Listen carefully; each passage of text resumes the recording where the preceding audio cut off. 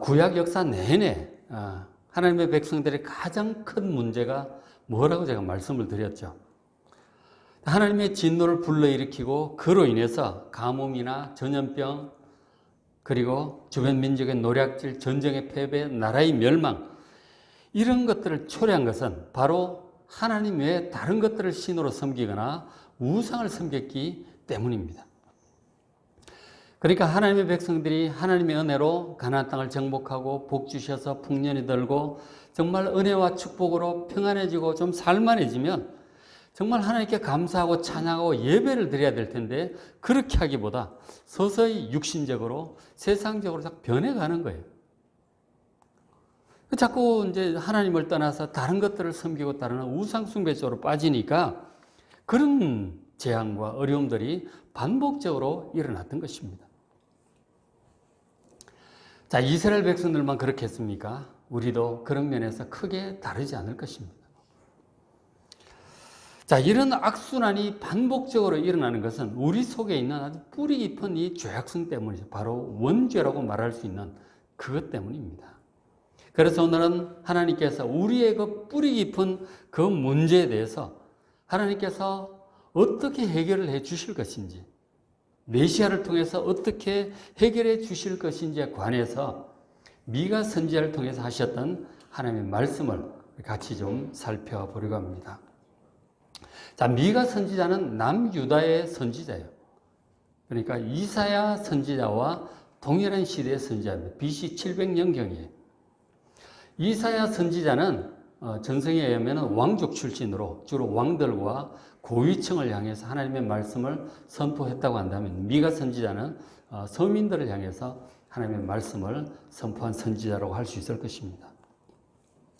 미가가 선포한 이 미가서를 보면 7장까지 있는데, 미가는 전체 이제 3편의 예언의 말씀을 묶어 놓은 것이라고 볼 수 있습니다. 1장, 2장이 한 편이고 3장에서 5장, 그리고 6장, 7장이에요.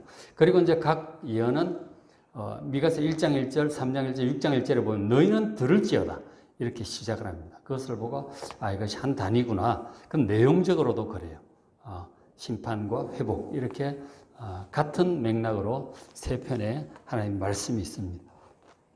오늘은 저기서 두 번째 단락에 해당하는 부분, 3장에서 5장에 해당하는 부분의 말씀을 통해서 하나님께서 우리에게 하실 그 섭리와 역사에 대해서 함께 살펴보려고 합니다. 3장에서 5장의 내용을 한마디로 요약을 하면, 백성들의 죄악으로 인해 하나님께서 진노하셨고 그 때문에 재앙과 멸망이 임할 것이다. 그러나 하나님께서 메시아를 보내셔서 하나님의 백성들을 다시 회복시키시고 모든 우상 숭배를 없애버리시겠다고 하는 그런 내용이 3장에서 5장의 미가가 선포한 하나님의 말씀입니다. 자, 5장 10절에 보면 이제 결론에 해당하는 말씀인데, 끝부분인데, 여호와께서 이르시되 그날에 이르는 내가 너희 군마를 너희 가운데서 멸절하고 병거를 부술 것이다. 복술과 점쟁이가 없게 될 것이다. 13절에 세계는 우상과 주상을 멸절할 것이다. 이렇게 말씀을 하셨어요. 그러니까 이제 군마와 병거라고 하는 것은 사람들이 어떤 비축한 힘이죠. 나를 자신을 지킬 만한 힘입니다. 그리고 복술과 점쟁이는 뭔가 좀 앞날을 알아보고 중요한 선택을 잘할 수 있게 하기 위해서 물어보러 가는 데잖아요. 그런 데는 우상과 주상, 하나님처럼 믿고 의지하고 섬기는 것, 어떤 것들입니다. 그런 것들을 하나님 외에 섬기고 의지하는 것들을 다 없애버리시겠다는 거죠. 하나님이면 충분함을 믿으시기 바랍니다. 근데 자꾸 이런 하나님을 제대로 못 믿으니까 이런저런 것들을 믿고 자꾸 그렇게 하게 되는 것이죠. 구약의 백성들이나 신약의 백성들 모두 하나님을 분명히 믿고 의지하는데, 그럼에도 불구하고 하나님처럼 믿거나 혹은 하나님보다 더 믿는 어떤 것들이 있어요. 사람들마다. 그런 것들이 이제 우상이 될 수 있죠. 그러나 모든 것들이 회복될 그날에, 5장 10절, 여호와께서 그날에 모든 것을 회복할, 하나님의 백성들을 회복할 그날이 되면 그런 것들을 더 이상 하나님의 백성들을 의지하지 않고 다 던져버릴 것이라고 그렇게 말씀을 하고 있습니다. 우리가 충분히 그렇게 되지 못하고 있잖아요. 하나님도 믿지만 이것저것 믿는 그런 연약함이 우리 속에 있는 것이죠. 근데 온전히 회복될 그날에 다 없어지게 될 것이다. 그런 것들을 다시는 섬기지 않을 거라고 하나님 말씀하셔서 결국은 저렇게 될 것입니다. 자, 그러면 어떤 과정을 통해서 저기까지 나아가는지 지금 미가 3장, 4장, 5장에서 말씀을 해주고 있어요. 자, 하나님의 말씀, 미가를 통해서 하신 하나님의 말씀은 백성들의 죄로 인해서 멸망과 재앙이 임할 거라고는 그런 말씀으로 시작을 합니다. 자, 미가서 1장 5절에 이는 다 이스라엘 족속의 죄로 말미암음이라. 죄 때문에. 그래서 내가 하나님께서 사마리아, 북이스라엘의 수도죠. 궁궐입니다. 그것을 돌의 무더기처럼 폐허가 되게 될 것이다. 돌들을 쏟아내릴 것이고 7절에 그 새긴 우상들 다 부서질 것이다. 하나님 외에 섬기던 하나님처럼 섬기던 것들도 함께 다 멸망할 것이다. 결국 그 우상 때문에 다 멸망하는 것이죠.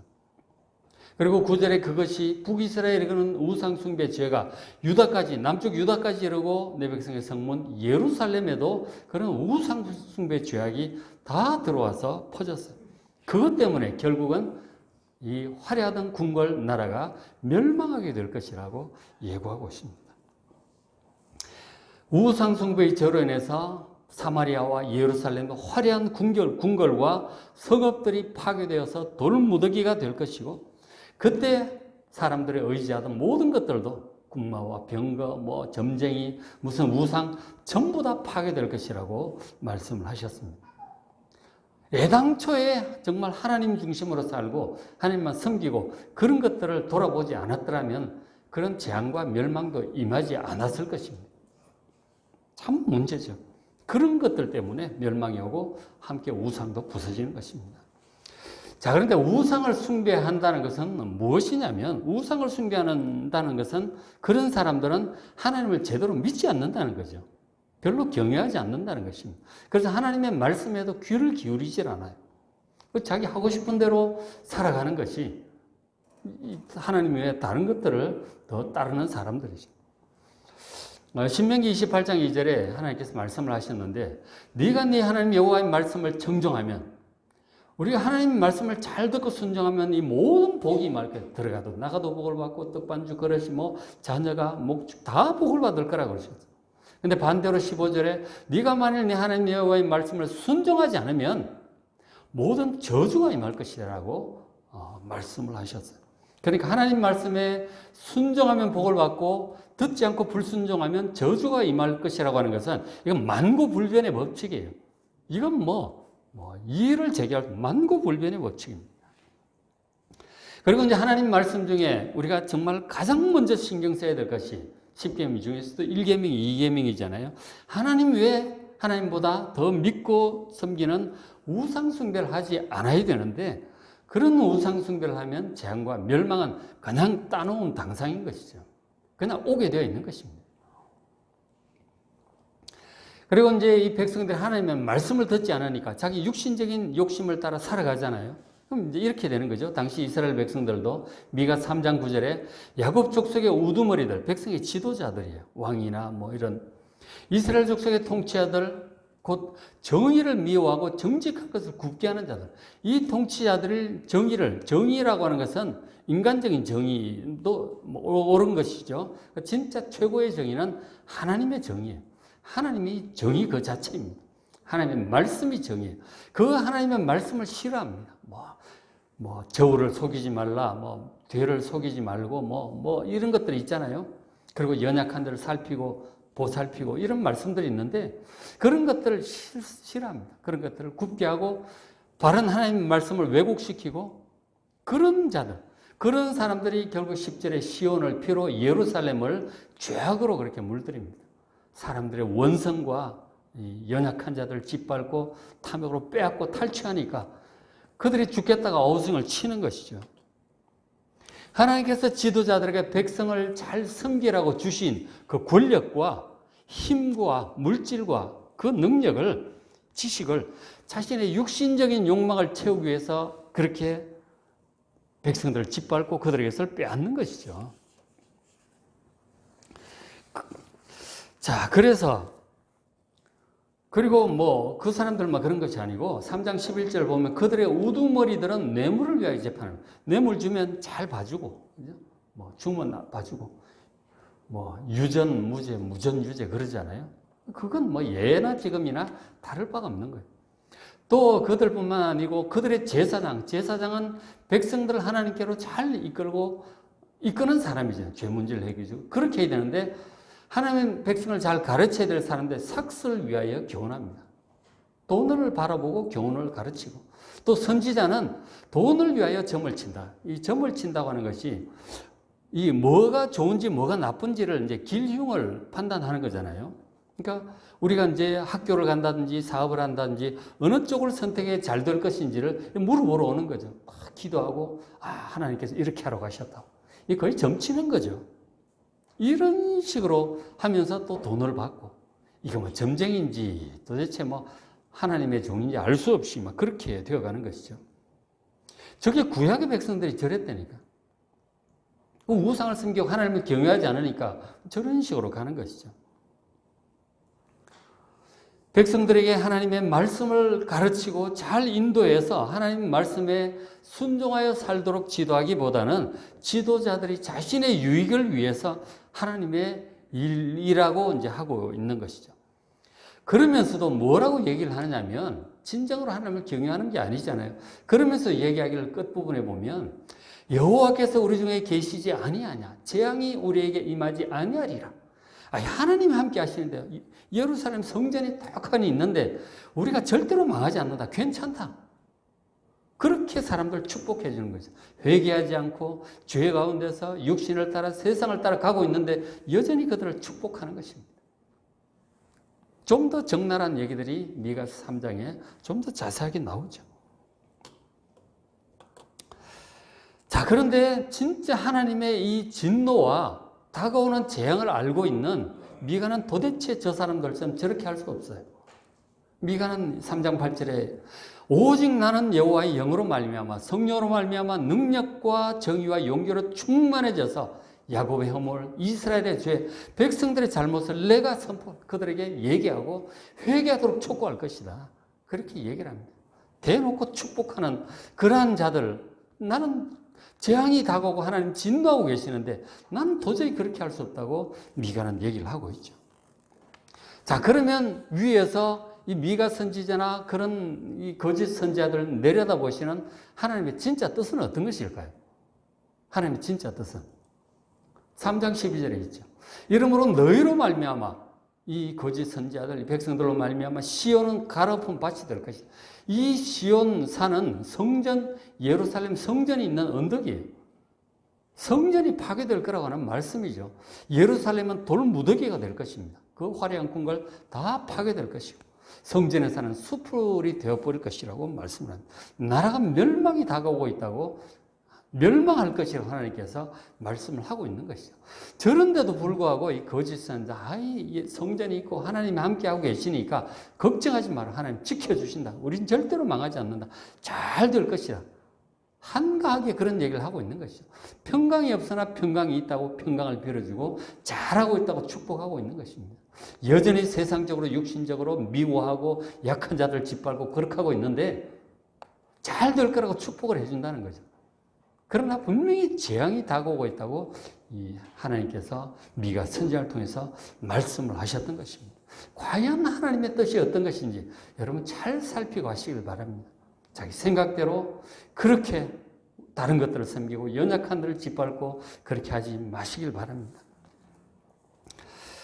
결국은 이제 어떻게 됐느냐면 미가 선지자가 전한 이 하나님의 말씀대로 북이스라엘은 아수르에 의해서 정말 멸망하고 말았어요. 그것을 보면서 회개하지 않은 남유다도 결국 바벨론에 의해서 따라 멸망하고 말았습니다. 성전도 파괴되고 법궤도 빼앗기고 백성들은 죽고 흩어지고 말았어요. 자, 그렇게 재앙으로 나라가 멸망을 했는데 그러면 백성들의 죄악으로 인해서 멸망하여서 죽고 흩어지고 다 끝나는 것이 그게 하나님 뜻일까요? 하나님 진노하셨고 백성들의 죄악을 심판하셨으면 이제 다 끝난 건가요? 그렇지 않습니다. 결코 그렇지 않습니다. 재앙 이후에, 재앙과 멸망 이후에 하나님께 하실 계획에 대해서 미가 선지자는 또 이어서 말씀해 주고 있습니다. 왜 이런 말씀을 하느냐면, 이 말씀을 해주지 않으면 이제 나라가 망하고 흩어져서 이제 끝났구나, 완전히 절망하고 신앙이고 뭐고 다 이제 버릴 거라는 거죠. 그렇게 되지 않도록 하나님께서 너희들을 다시 반드시 회복시키겠다. 너희들이 회개하고 정신을 차리고 회개하고 다시 돌이키면 내가 다시 너희를 반드시 회복하시겠다고 하나님께서 소망의 말씀을 이어서 해 주신 거예요. 하나님의 뜻은 백성들을 돌이켜 우상을 버리고 하나님의 말씀에 순종하고 온전한 하나님의 백성이 되게 하고 온전한 구원에 이르게 하시는 거예요. 죄 짓는 백성들은 미워서 멸망시키고 끝장내시는 것이 아니라고요. 그 뜻에 대해서는 아브라함을 통해서도 다윗을 통해서도 여러 선지자를 통해서도 수없이 하나님께서 말씀하신 바 있어요. 하나님께서 우리에게 재앙을 내리시거나 어려운 일을 허락하시는 이유는 우리로 하여금 회개하고 우상을 버리고 그리고 불순종을 버리고 하나님의 말씀을 따라 하나님을 사랑하고 이웃을 사랑하며 영원한 구원의 완성에 이르게 하기 위해서 그렇게 하신다는 것입니다. 그래서 그런 재앙이라든가 어려운 일도 허락하시는 거예요. 그러니까 미워서 멸망시키는 게 하나님 뜻이 아니라니까요. 우리가 때때로 어려운 일을 당하고 정말 큰 일도 당하지만 그것이 하나님의 본심이 아니고 최종 결론이 아니라는 사실을 아시고 하나님의 뜻은 이런 것입니다. 자, 미가 4장 1절에 말씀을 해주고 있어요. 끝날에 이르러는, 이 끝날이라고 하는 것은 하나님께서 모든 것을 회복하실 바로 그 날입니다. 자, 그날에 이르러는 민족들이 그리로 몰려갈 거예요. 지금 이스라엘이 사실 망했어요. 성전도 파괴되었고 예루살렘도 망했거든요. 그런데 그 끝날에 이르러서는 민족들이, 이 민족들, 이스라엘 백성들만이 아니고 수많은 이방 민족들, 세계 민족들이 이 하나님의 성전 쪽으로 몰려올 거라는 거죠. 지금 성전 파괴를 얘기하고 성전이 나중에 회복될 것까지 얘기를 하고 계시는 거예요. 2절에 오라. 우리가 야곱이 하나님의 전에 이르자. 성전이 다시 회복될 거라는 얘기죠. 그리고 그곳으로 수많은 열방의 민족들이 올 거라는 것입니다. 그가 하나님께서 그의 도를 가지고 하나님의 말씀을 가지고 우리에게 가르칠 것이다. 세계 민족들이 하나님의 말씀을 들으려고 하나님께로 나올 거라는 거죠. 우리가 그의 길로 행하리라. 하나님의 말씀을 듣고 그 구원의 길, 바른 길, 축복의 길로 갈 것이다. 이는 여호와의 말씀이 예루살렘에서부터 나올 것입니다. 하나님의 말씀이 이 구원의 도가 예루살렘에서 다시 나올 거라고 하는 거죠. 그 성전이 있는 그곳에서. 이런 놀라운 말씀. 지금 사실은 얼마 지나지 않아서 예루살렘 멸망하고 성전도 파괴될 텐데 이런 얘기를 하신 거 아니에요. 결국 성전이 다시 회복될 것이고 그 예루살렘에서 하나님의 말씀이 다시 선포되어 열방의 세계 민족들이 하나님께로 나올 것이라고 말씀하는 거예요. 무엇을 가리키고 있는 것 같습니까? 성전은 나중에 70년 후에 회복이 돼요. 스룹바벨이 도로 하나님의 놀라운 능력으로 도와주셔서 회복을 합니다. 그리고 저 하나님의 말씀 바로 하나님의 아들 메시아 예수 그리스도를 통해서 나타나게 될 그 복음의 말씀임을 믿으시기 바랍니다. 예수님께서 오셔서 그 말씀을 선포하실 것이다. 그 말씀을 들으려고 세계 민족들이 하나님께로 나오게 될 것이라고 말씀을 하신 것입니다. 놀라운 말씀이죠. 그래서 우리도 마찬가지예요. 재앙을 당하고 어려움을 당한다 할지라도 그게 끝이 결코 아니다. 하나님께서는 그런 과정을 통해서 우리로 하여금 회개케 하시고 정결케 하시고 온전케 하시려고 그런 것들을 우상을 버리게 하시려고 그런 것들을 허락하심을 아시길 바랍니다. 그래서 우리에게 어려운 일을 당할지라도 정말 극심한 위기를 당할지라도 결코 낙심하거나 이게 끝이구나 하고 포기하지 마시기 바랍니다. 하나님께서 반드시 회복시키시고 우리를 온전케 하시기 위해서 그러한 일을 허락하신 것입니다. 반드시 회복하실 것이다. 하나님의 지혜와 능력으로 회복하실 것입니다. 자, 미가 4장 6절에 그렇게 회복을 하신 그날에 여호와께서 말씀하시되 그날에는 내가 저는 자를 모으며 그러니까 지금 이제 나라가 망하고 뭐 부상도 있고 그렇게 한 거죠. 큰 일 당하면 우리가 여기저기 상처가 생기잖아요. 그렇게 절고 있는 자를 다시 불러 모으고 쫓겨난 자, 환난 받게 한 자를 하나님께 다시 모아드리겠다. 하나님께서 환난을 받게 하셨다는 거예요. 다시 모아드리겠다. 발을 저는 자를 남은 백성이 되게 할 것이다. 이 남은 백성, 남은 자의 개념이 선지서에서 굉장히 중요합니다. 나라가 멸망한 이후에 하나님의 백성으로 남은 자를 가리키는 거예요. 하나님의 진실한 백성들을 얘기하는 것입니다. 이스라엘 백성들 같은 경우 그렇게 나라가 망하고 많이 흩어지고 죽고 했지만 결국 남은 자의 핵심 그룹이 바벨론의 포로로 끌려갔던 자들이었어요. 그들이 돌아와 성전을 건축하고 믿음을 지키죠. 그 속에 에스라도 있고 막 그랬잖아요. 그 믿음으로 예수님까지 기다리게 되고 결국은 예수님을 통해서 또 구원을 받게 될 이 남은 자들, 이 그리스도인들을 가리키고 있는 것입니다.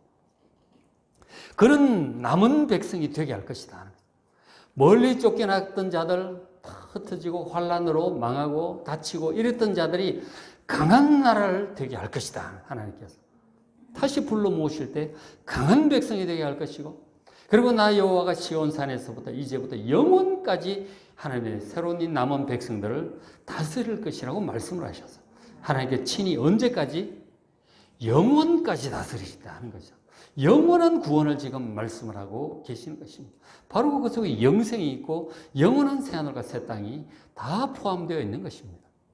하나님께서 환난과 고난을 당한 백성들을 구원하시고 이렇게 회복시키시고 영원히 다스려 주실 것을 믿으시기 바랍니다.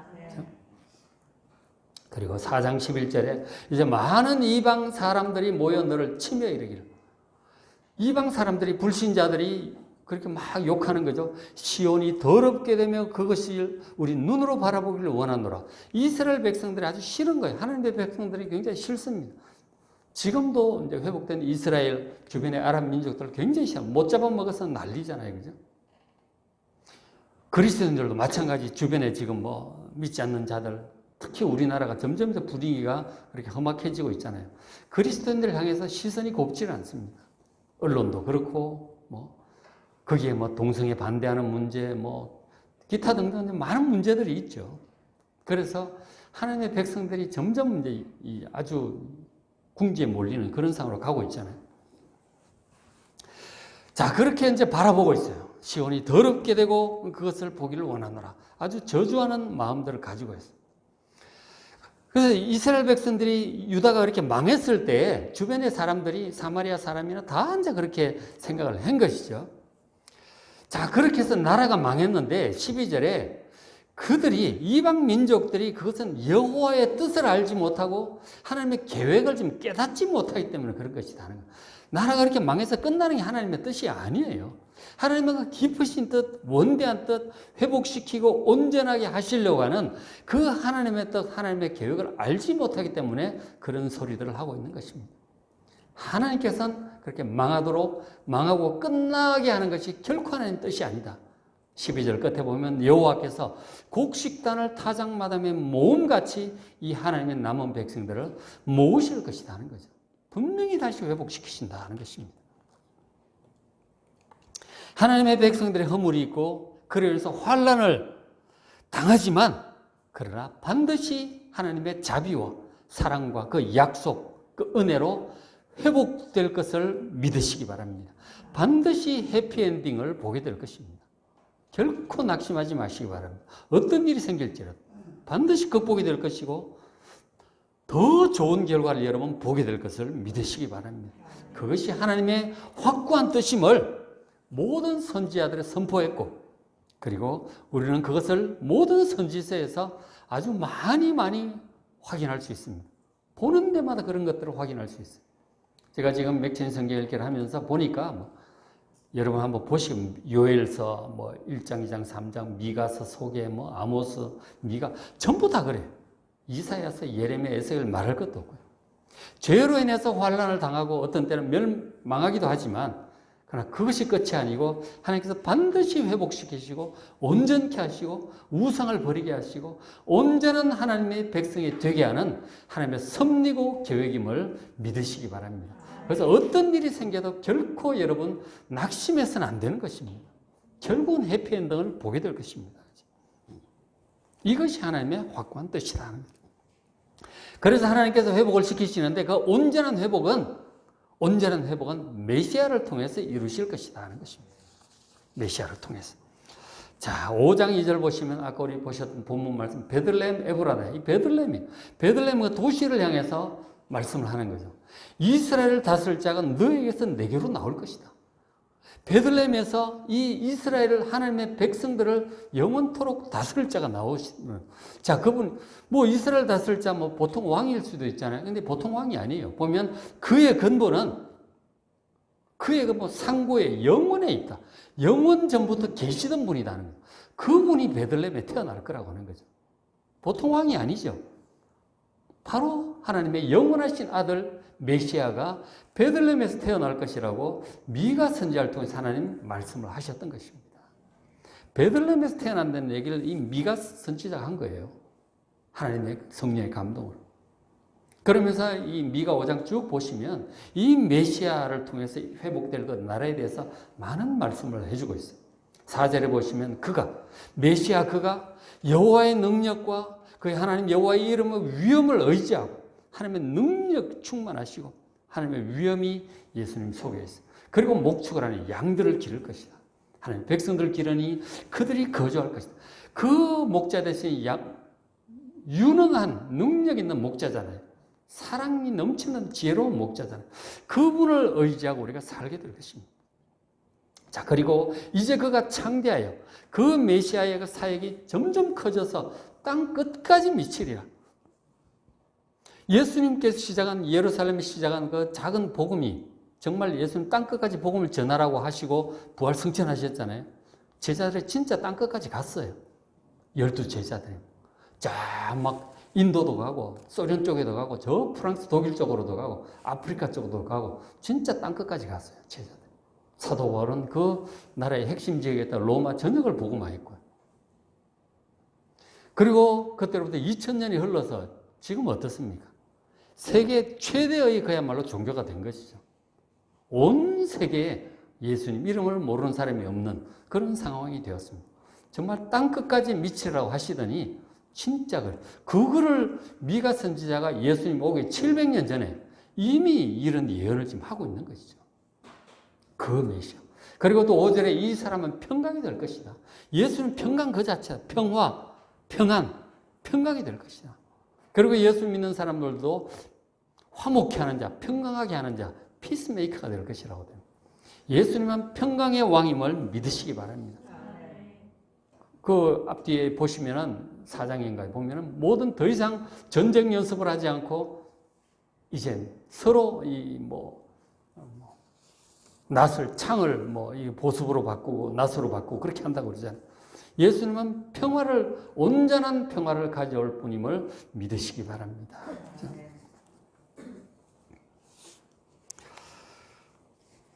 자, 이것을 이제 예언을 했고, 그 다음에 5장 7절에 보면, 자, 야곱의 남은 자, 바로 구원받을 새로운 하나님의 백성들이죠. 이 그리스도인들을 가리키고 있는데, 야곱의 남은 자는 많은 백성 가운데 있으리니, 세상 열방 가운데 이 하나님의 백성들이 있을 것입니다. 자, 그들은 특징을 설명을 하는데, 여호와께로부터 내리는 이슬 같고 풀 위에 내리는 단비와 같다고 합니다. 무슨 뜻인 것 같아요? 바로 위로부터 거듭난 이 그리스도인의 모습을 가리키고 있는 거예요. 그러니까 하나님께 위로부터 내리는 이슬과 같고 단비와 같이 위로부터 이렇게 내려온 사람, 위로부터 태어나서 거듭난다는 표현이 다시 태어난다는 뜻인데 헬라 원어를 보면 거듭난다는 표현이 다시 태어난다는데 다른 뜻이 위로부터 태어난다 그런 뜻이에요. 거듭난다는 뜻이 위로부터 태어난다는 뜻입니다. 바로 하나님의 은혜로 위로부터 태어난 존재가 바로 새로운 남은 백성들 그리스도인들입니다. 그리고 이 사람들의 특징이 사람을 기다리지 않고 인생을 기다리지 않는 사람들. 사람을 의지하는 사람이 아니고 하나님을 전적으로 의지하는 사람들이에요. 이게 진실한 그리스도인이에요. 이게 우리가 이렇게 되어야 되는 거예요. 그리고 뿐만 아니고 8절에 보면 이 하나님의 백성들은 수풀의 짐승들 중에 사자와 같아요. 하나님의 능력으로 아주 능력 있는 자들이 될 것입니다. 정말 믿음으로 사역에 앞장서서 하는 분들 보면 사도 바울이나 베드로나 정말 죽음을 두려워하지 않고 세상을 정복한 사람들 아니에요. 알렉산더나 나폴레옹보다 더 강한 자들이, 온 세상을 복음으로 정복한 자들은 정말 용기 있고 능력 있는 자들, 사자와 같이 능력 있는 자들이 하나님의 백성들이다. 그래서 9절에 너희 손이 너희 대적들 위에 들려서 모든 원수를 진멸하기를 원하노라. 모든 영적인 원수들을 이기고 승리하는 여러분 되시길 바랍니다. 하나님께서 이 하나님의 백성들을 결국은 이런 모습으로 점점 변화시켜 나가고 계시는 것입니다. 그래서 저기에서 우리가 부족한 면이 있을 때 또 환난을 통해서 또 깎이기도 하고 변화가 되고 그렇게 되는 거죠. 그리고 죄를 회개하고 버리기도 하고 우상을 버리기도 하고 점점 온전한 백성으로 되어갑니다. 그리고 이제 최종적으로 5장 10절에 하나님의 백성의 온전한 모습 중에 하나가 처음에 보여드렸던 말씀이죠.